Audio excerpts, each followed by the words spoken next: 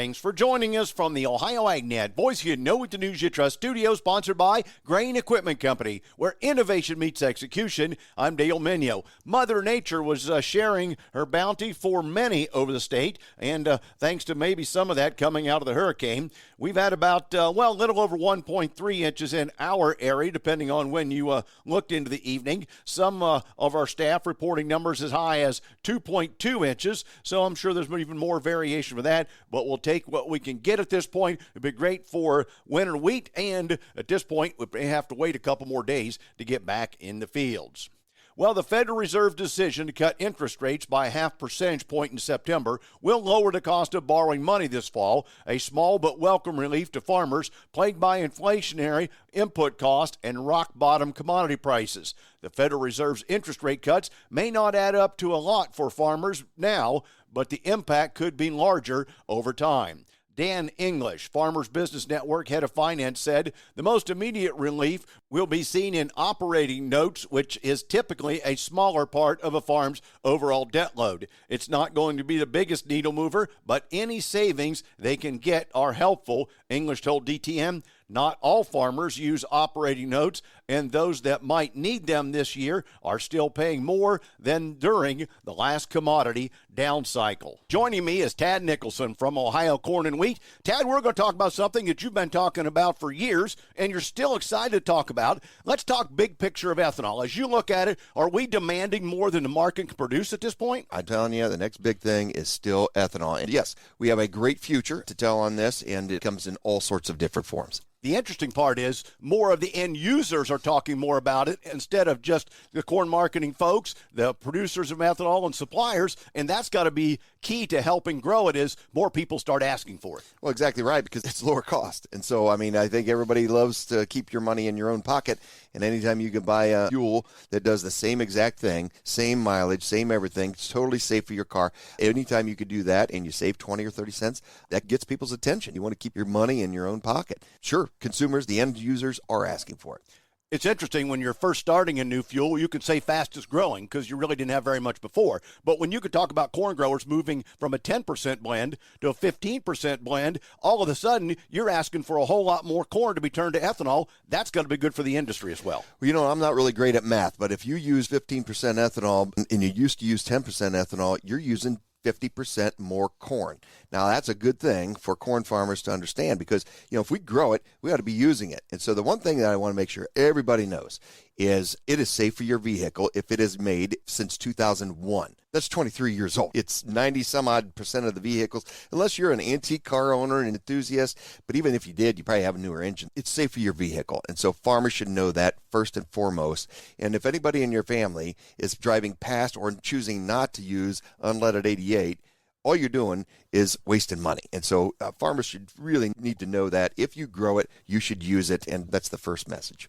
And thank you, Tad Nicholson of Ohio Corn and Wheat. I'll have more on that topic after the weather. Brought to you by Seed Consultants. Simply better performance online at seedconsultants.com. Here's the forecast. We've got drier weather trying to unfold over the Buckeye State this week. I'm Chief Meteorologist Ryan Martin with a look at your Ohio Ag Weather Update. For the next 24 hours, still seeing a decent amount of cloud cover, kind of wrapping on the backside of the low, which was Helene. It's moving away off to the east and north, but again, on again, off again, clouds through the day today. And I won't rule them out overnight tonight into tomorrow. I think there's less in the forecast tomorrow, but just clouds. I'm not worried about moisture at all. Any moisture that we see trying to develop over the Great Lakes and Michigan is likely going to stay up there, so I'm not worried about big rounds of moisture, just clouds that may slow drying ever so slightly. By the time we get into Wednesday, full sunshine. Temperatures aren't too shabby all the rest of this week. We see good drying, so we're dry Wednesday, Thursday. I'm going to give you Friday and Saturday, most of Sunday as well. One thing about Friday, there's a minor disturbance that seems to want to be coming across the Great Lakes as cool air comes down out of Canada, and so that may trigger some clouds over northern Indiana and into northwest Ohio Friday afternoon. Do I think it's going to produce rain? No, at this point I don't. I think we stay dry, but that cool air as it dives in also gets a reinforcing shot for the late weekend, such that I think we see rain develop overnight, Sunday night through Monday morning to midday in Ohio. Could see a tenth to half an inch there, coverage around 75% of the Buckeye State. Behind it, we are cool for sure to start the work week. Monday the 7th, below normal temperatures for a bit. And Tuesday could be a little cool to start as well for the 8th, but temperatures warm back up. We are fully dry all week long, so that means we get to go right back to harvest. Yeah, I know that some areas of the state, particularly south and southwest Ohio, got way more rain from Helene than areas farther north. So that is only going to affect our ability to get into the fields, I think, this week. Maybe have some more trouble down south than we do up north this week. By next week, when the dry air is here, we're back in the field full bore everywhere. I'm Ryan Martin. And thanks, Ryan. The National Corn Growers Association applauded a bipartisan group of members of the U.S. House for introducing the Consumer and Fuel Retailers' Choice Act, providing consumers with year-round access to higher blends of ethanol. This legislation would remove needless limits on the sale of ethanol, particularly during the summer months, helping us further reduce greenhouse gas emissions, cut prices at the pump, while helping corn growers by providing a steady market for ethanol, said Minnesota corn growers and NCGA President Harold Woolley. The members of Congress introducing and co-sponsoring this legislation clearly care deeply about the economic well-being of farmers and rural America. Under the current federal policy, 15% blends of ethanol, often called E15, cannot be sold at terminals during the summer months, but the Clean Air Act gives the EPA the authority to temporarily waive these requirements to address pressing concerns such as fuel shortages. The policy has left corn growers who rely on the sale of ethanol with a great deal of uncertainty. Drivers have also been faced with higher gas prices during the summer vacation season. The Biden administration has issued waivers over the last few years, but growers and many Midwest governors have called on a permanent fix to the problem. This legislation would offer that solution. Back with more after this.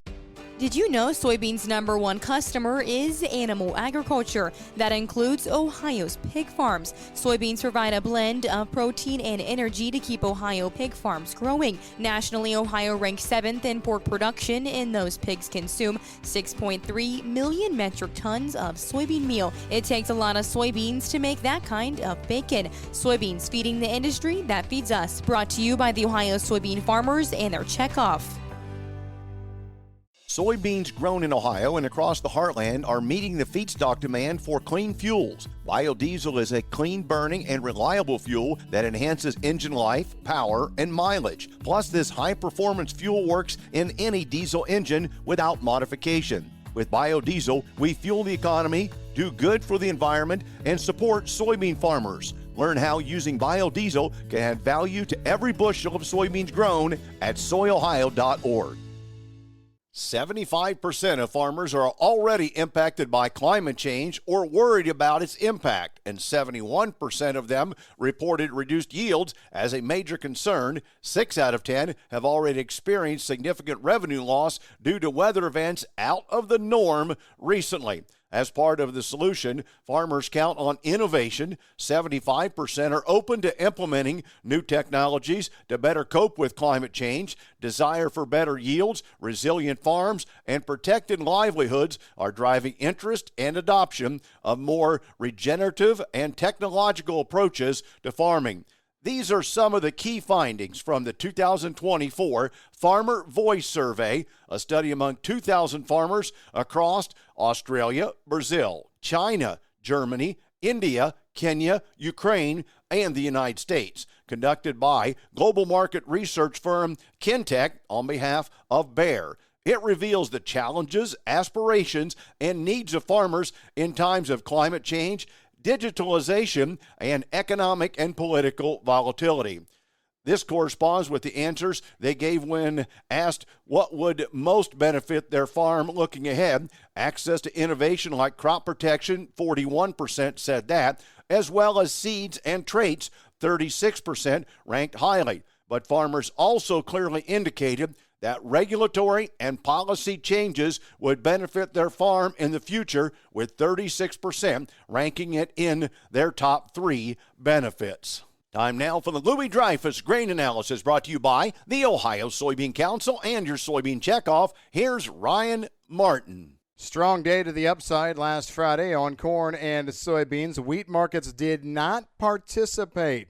Here's what's going on as we take a look at how action and markets are going to move this week. Last Friday, the sharp rally came on end of quarter, end of month buying. Remember, today we have a big report. It's September 30th, and we have the quarterly grain stocks report. These are the numbers as of what we had on hand. And so I think last Friday there was a little bit of position squaring ahead of that report. Also, things to watch this week. What's going to happen with the port strike? That's right. We've got a longshoreman strike that's still being talked about for tomorrow. I think if the strike actually happens, it will be very short-lived before government entities get involved. Remember the whole concern over railroad strikes, and not just here in the U.S., but up in Canada as of late. Governments stepped in pretty quick to try and get those under control, or at least get people back to work. So I don't think the port strike is a big thing to worry about, but we'll have to see. China was said to be a buyer of Board of Trade shortly after the opening last Friday. That spilled into new fund demand for soy meal on chart moves. There really wasn't a whole lot else out there to get too excited about. However, looking at some of the yields that have come in on harvest so far, there's more and more people thinking that some of these high yield estimates that we were seeing early on aren't going to be quite so high. And that's fueled by mostly what we're hearing in the east. The yields here nowhere near what they could have been before that flash drought really settled in for August into the first half of September. Corn yields are all over the place so far, but still better than expected in most places so far. So that's part of the reason why beans are interesting, but corn has been somewhat boring over the last few weeks. USDA reported sales of 20,000 metric tons of soy oil to South Korea last Friday. That was the first daily soy sale that had been announced since April of 2023. Now, the oil market didn't really get all that excited, but it's something to pay attention to as we move forward this week. I'm Ryan Martin. And thanks, Ryan. We'll take a look at the overnight figures to start the week after this. If your road trip leads you to Ohio's farm country, be sure to share the road with Ohio's farmers. Farm machinery moves slowly, makes wide turns, and needs extra space to avoid obstacles like mailboxes and guardrails. Let's all be mindful and make sure everyone gets home safe and sound this year. This message brought to you by the Ohio AgNet, OSU Extension Ag Safety and Health Team, and this station. Do you run red or green? How about black and yellow? With support from your checkoff, the Ohio Soybean Council partnered with DeWalt to create a new soy-based bar and chain oil that's 100% biodegradable, outperforms competitor oils, and opens up a whole new market for Ohio farmers. That's on-the-shelf proof of your checkoff dollars in action. The Ohio Soybean Council. The proof is everywhere. Learn more at soyohio.org. Brought to you by Ohio soybean farmers and their checkoff. Today's market's brought to you by Seed Consultants. Simply better performance online at seedconsultants.com. Recapping Friday's closing figures, December corn 4.18 down 4 3/4. Then November beans up 24 3/4, closing 10.65 3/4. And if you go out to July wheat, you're $6.16 1/4, down 3 1/4. Let's turn to the overnights. We're giving back a little bit to start the week. December corn, $4.16, down 2. March down 2 1/4, trading for 32 3/4. If you carried it out to May, you're at 4.42 1/2 cents, down 2 1/4. November new crop beans, $10.55, down 10 3/4. January off a dime at $10.73. Carry that crop out to March, you're $10.86, down 9 1/4. December wheat, down 3 at $5.77. March down 4 1/4 at $5.96. The July new crop is down 4 1/4 at $6.12. In livestock, October cattle, $183.75, down 35. December cattle, $184.47, down 35.